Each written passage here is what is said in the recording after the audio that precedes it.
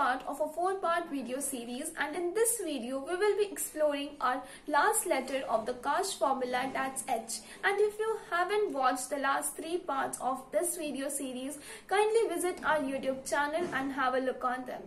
So let's begin with our main topic. Right.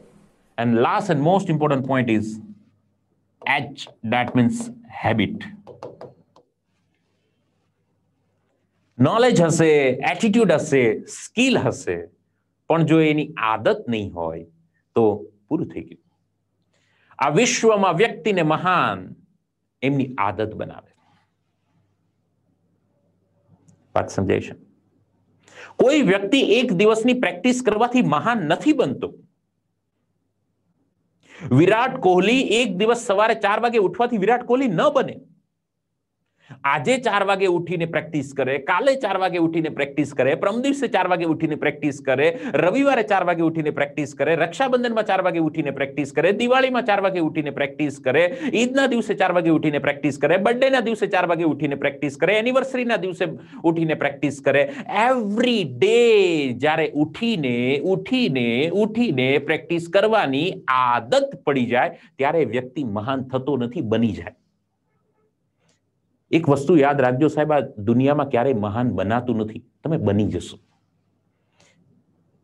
કેમ કે બનાવવાની એક ફોર્મ્યુલા હોય, એક પેટર્ન હોય. વ્યક્તિ મહાન બની ન શકે એવું કામ કરે કે આપોઆપ બની જાય.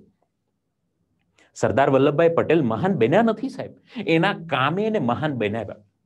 અને એટલા માટે 182 મીટર હાઈટનું સ્ટેચ્યુ છે અને એને જોવા તમારે મારે 350 આપવા પડે, એવા કામ એને કર્યા છે. વાત સમજાય છે? So point is that friends, कि आदत जीवનમાં કંઈક કરવાની આદત. હેબિટમાં પણ bad habit and good habit. As a engineer મને ખબર છે, આઈ નો વેરી વેલ, અને હું એને ક્લેરિટીની સાથે ન કહી શકું આ સેશનમાં, બટ એન્જિનિયર મિત્રો સમજી શકે કે ડ્યુરિંગ યોર એન્જિનિયરિંગ લાઈફ, આ એન્જિનિયરિંગના 4 વર્ષ દરમિયાન તમને એવી ઘણી તકો મળશે.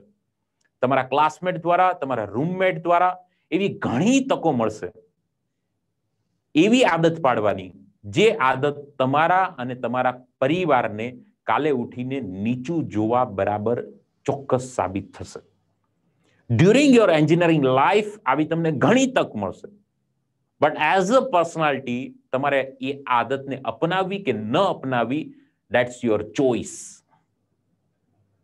You may not must. But જો એ ન એક્સેપ્ટ કરીને સારી આદતને એક્સેપ્ટ, કેમ કે તમે કોઈ ખરાબ આદતને નથી અપનાતા.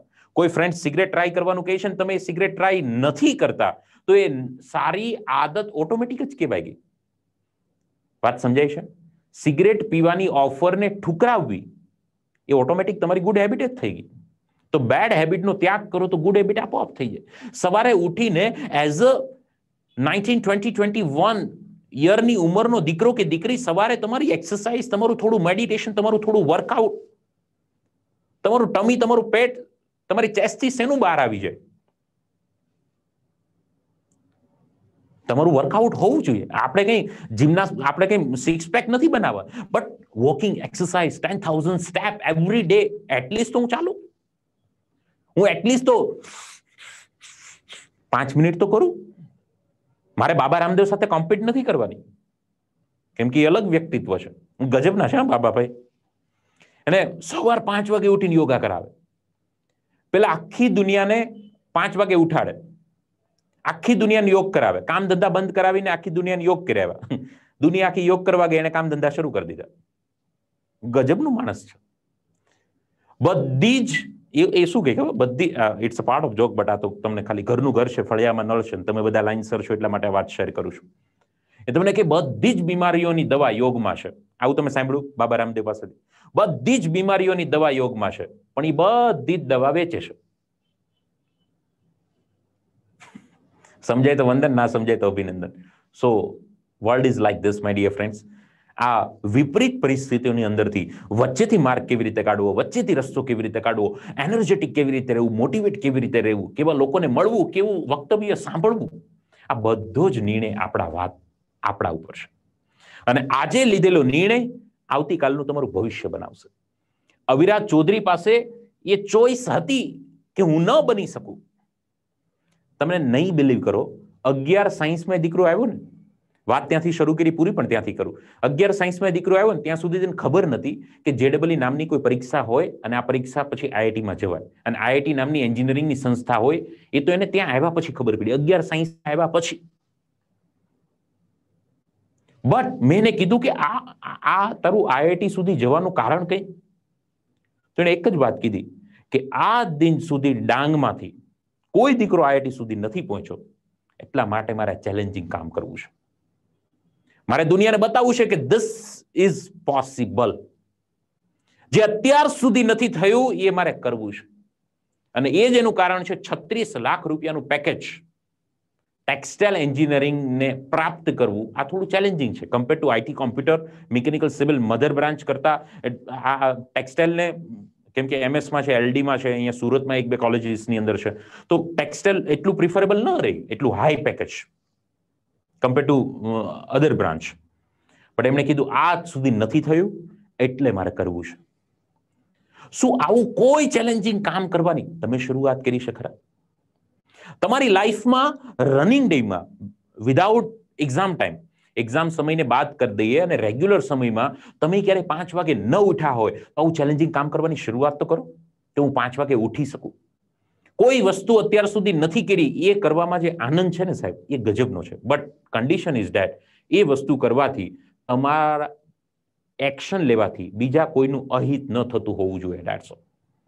અત્યાર સુધી જે કામ નથી થયું એ કામ કરવાની કંઈક શરૂઆત કરો, બટ એ તમારા કામ કરવાથી સમાજનું હિત થવું જોઈએ. બસ એવું કામ કરો. અને હિત ના થાય કંઈ નહીં, અહિત તો ન થવું જોઈએ. કેમ કે ઘણા એવા કામ હોય જેમાં તમારો પર્સનલ બેનિફિટ હોય, જેમ કે સવારે તમે 5 વાગે ઉઠો ને અડધી કલાક તમે મેડિટેશન કરો, સમાજને કઈ ફાયદો નહીં, બટ તમને ફાયદો ખરો, પણ સમાજને કોઈ નુકસાન પણ નથી.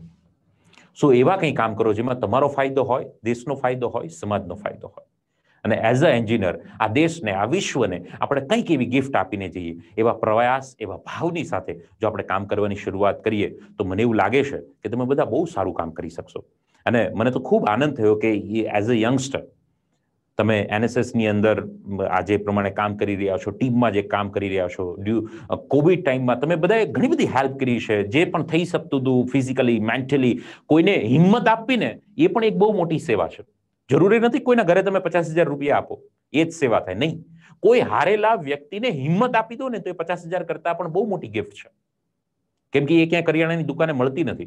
અનાજ કરિયાણું તો તમને એ શોપ પર મળી જશે, પોઈઝન સ્ટોર પર, પણ હિંમત ક્યાંય નહીં મળે. એ હિંમતવાળા વ્યક્તિમાંથી જ પ્રાપ્ત થાય. અને આ આપવાનું જે કામ તમે જે કોવિડના સમયમાં કર્યું છે, ઇટ્સ માઇન્ડ બ્લોઈંગ. અને જરૂરી નથી કે તમારા હર કોઈ કામની સમાજ નોંધ લે. તમે તમારા કામની નોંધ લીધી એ સૌથી મોટી હાજરી છે. તો જરૂરી નથી કે દુનિયામાં હર કોઈ ક્ષણે તમને તમારા કામનું એપ્રિસિએશન મળશે. અને ઈશ્વરે 2 હાથ એટલે જ આપ્યા છે, જરૂર નથી 2 હાથની.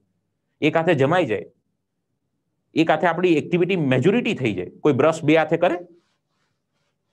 એક જ હાથે કરે. બટ ઈશ્વરે 2 હાથ એટલા માટે આપ્યા છે. મને એવું ક્યારેક લાગે ક્યારે જરૂર નથી 2 હાથની. એ તો પછી 2 હોય એટલે અમુક કામ આપણે 2 હાથના સપોર્ટથી કરવાની આદત પડી ગઈ હોય. બાકી જેને એક પણ હાથ નથી એ સારી રીતે જિંદગી જીવે છે. એક જ હાથની જરૂર હતી.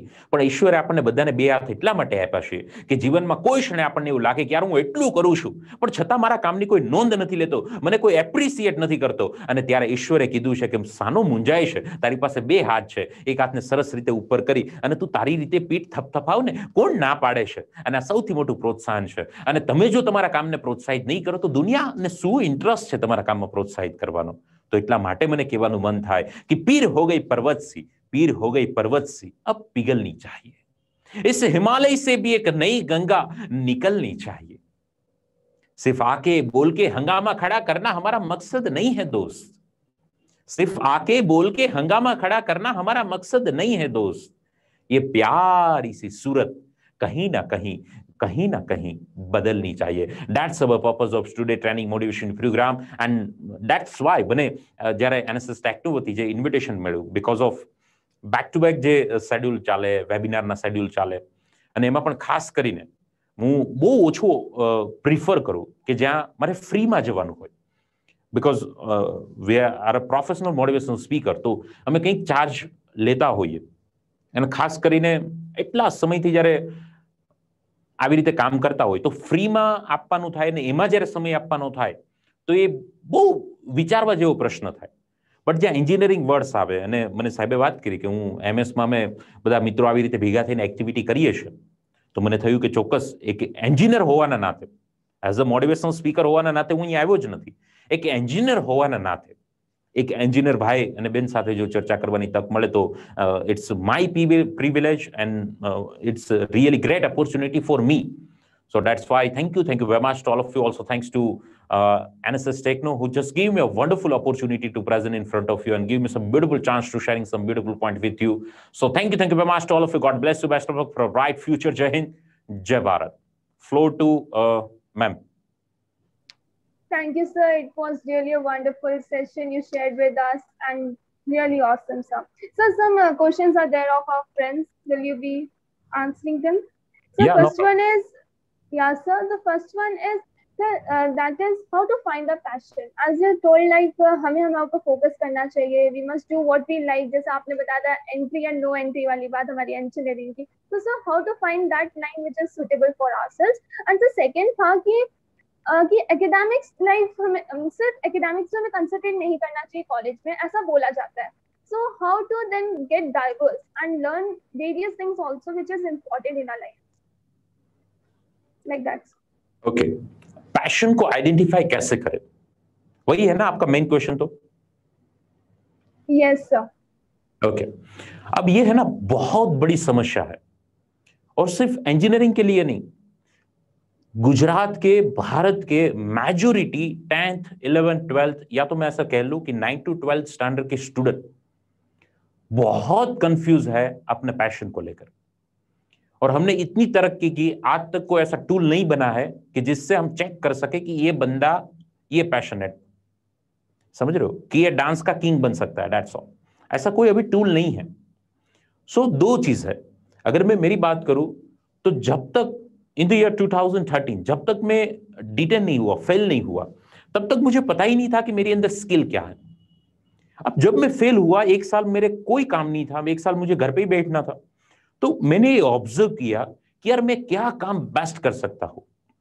आप भी अपने पैशन को आइडेंटिफाई करने के लिए स्टेप फॉर्मूला अपना सकते हैं.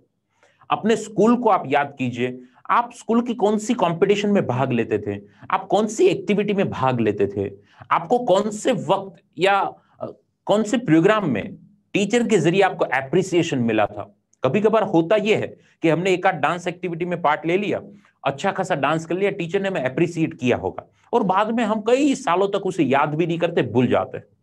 तो अपने छुपे हुए हिडन पोटेंशियल को ऐसे ऑब्जर्व कर सकते हैं, अपने पास्ट में जाकर आप उसे थिंक कर सकते हैं. एक ये जरिया है.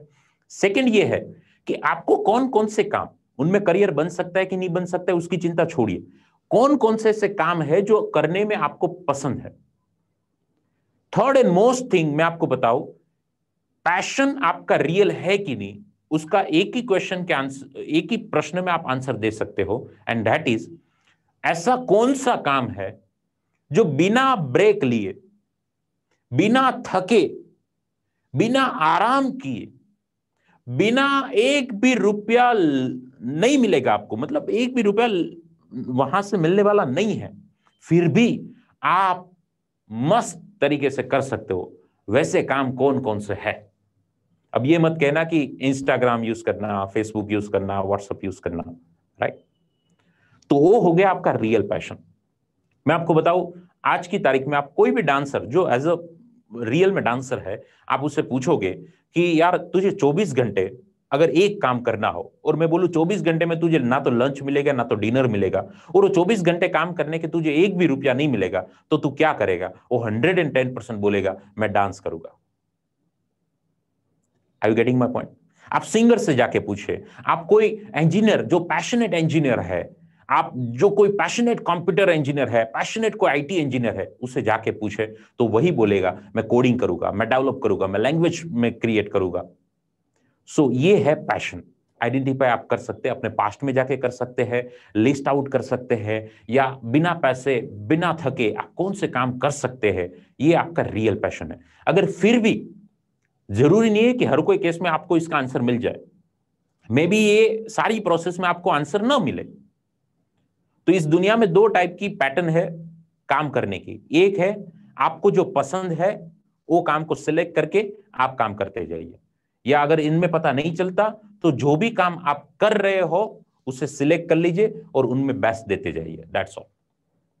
जरूरी नहीं है, दुनिया में हर कोई लकी इतना नहीं होगा कि उसे अपना पैशन रियल टाइम में आइडिया आए। सो आप जो भी काम करें उसको बेस्ट तरीके से करते जाइए, वहां से कहीं ना कहीं लिंक होती जाएगी और आपको अपना जो पैशन होगा वो वाला काम शायद मिल सकता है। या तो आप पैशन को आइडेंटिफाई करें, उसकी एक पैटर्न होती है, आप किसी एक्सपर्ट के पास जाके काउंसलिंग करवा सकते हैं, या क्वेश्चन आंसर उसकी भी बहुत सारे रिपोर्ट आते हैं, बहुत सारे टेस्ट आते हैं, वो एक सपोर्टिंग टूल में हो सकता है। लाइक एक है DMIT डर्मेटोग्राफिक मल्टीपल इंटेलिजेंस टेस्ट, एक पर्सनालिटी टेस्ट होता है। तो इससे आपको बेसिक आइडिया मिल सकता है, अपने सिग्नेचर के ऊपर से मिल सकता है, अपने न्यूमेरोलॉजी के ऊपर से, आपके बर्थ डेट के ऊपर से हो सकता है, अकॉर्डिंग टू योर नेचर से हो सकता है, टेरो कार्ड से हो सकता है, आपके कलर आपकी चॉइस के ऊपर से हो सकता है। बहुत सारे जरिए है, उसके बारे में नॉलेज लीजिए, वहां से आप पैशन आइडेंटिफाई कर सकते हैं। But this is the right time, engineering is the right time to identify your passion. और पैशन को अपने प्रोफेशन के साथ मैच करना वो भी एक स्किल है, क्योंकि बहुत सारे लोग ऐसे हैं जो पैशनेट तो है, उसे पैशन क्या है वो पता भी लग गया, बट वहां से वो इनकम नहीं कर सकते। जब आप पैसा नहीं कमाओगे तो भी कोई काम का नहीं है, क्योंकि घर तो उसी से चलता है, दुनिया में काम तो उसी से ही होता है। तो पैशन को प्रोफेशन में कन्वर्ट करके आप कैसे आगे बढ़ सकते हो वो भी एक स्किल है, राइट? तो ऐसा आप आइडेंटिफाई कर सकते हो। Yes, sir. Now the questions are over, and really thank you for your answers. Okay, thank you everyone for joining our session. Thanks a lot.